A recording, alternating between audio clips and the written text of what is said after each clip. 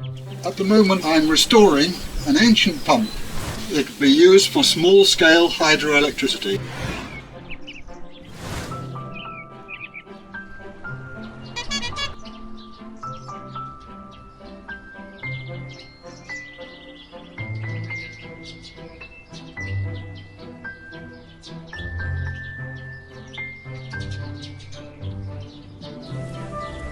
Hello.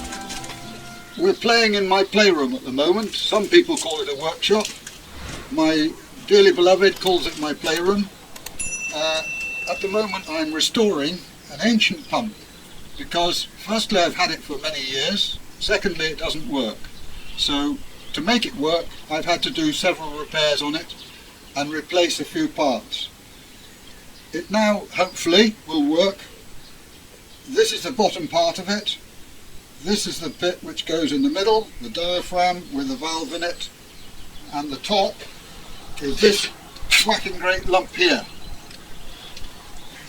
The diaphragm is a different arrangement from what's called a piston. It moves, this has to move up and down, and as it moves upwards like that, when it's sealed all the way around here with the top part on it, as it moves upwards, it then sucks water, it goes like that, sucks water up through this pipe, that comes into here, the operating handle goes down, it then moves the water from the lower part of the pump to the upper part of the pump and the valve stops it going backward. That's the size of the handle which is used to operate this pump.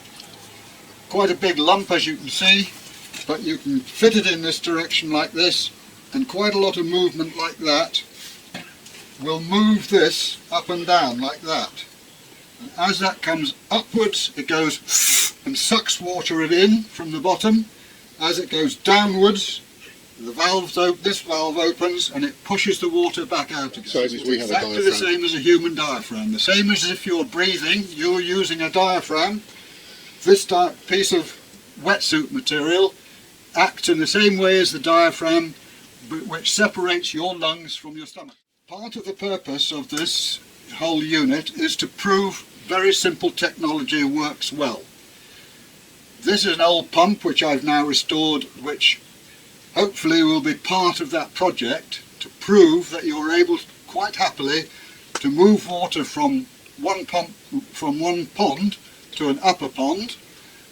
You can then use that energy to produce electricity or for various other purposes, whilst the weight of water at the top works through the water wheel and then goes back into the lower pond. This is part of the project to pump that water back up again on the second day or the day after or whatever. It will be used for small-scale hydroelectricity. And I'll be experimenting with, the upper pond will be 1,000 litres.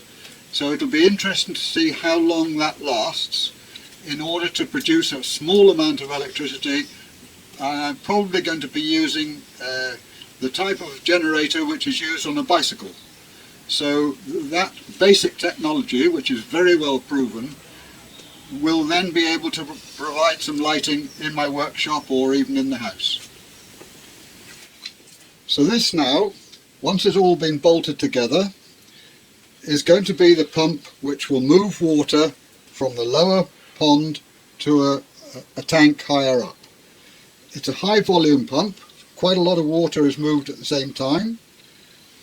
That pipe there will have a length of hose into the lower pond. This pipe here will have a length of hose going to the upper pond. The ponds will only be about 3 meters difference in height between them. This is the operating pin in this part here, and these are the shoulders which go along and attach to that operating pin. So once it's fully assembled, which will take me an hour or so, so we haven't got time for that, this is the operating pin which attaches to that unit before, that I showed you before. This yoke here goes up over the top, like that, and then a big long handle comes right over to one side, and you can operate it with 2 hands. That's the handle, which as you can see is quite a substantial thing, so you can really put your weight behind it and move a lot of water in a short time. The intake's there and the output is here. The upper pond is going to be at the back of this building, just above where the water wheel is. So the water wheel will then be operated from the water from the upper pond, which flows to the lower pond.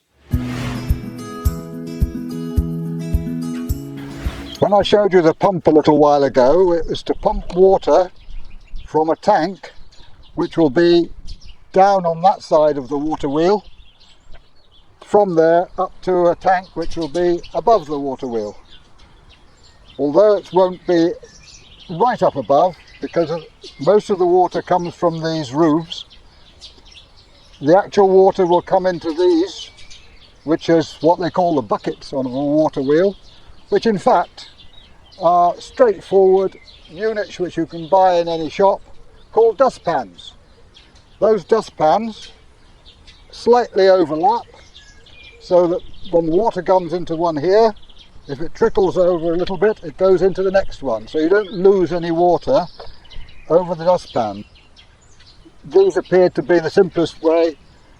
The water wheel will turn in the direction it's going now, and the pulley in the centre, which you can't see from there but it's just below me, the pulley there, which is a rim of an old bicycle wheel, will provide the drive to a small generator off a bicycle, which will provide a good bright light in my workshop. How many kilowatts?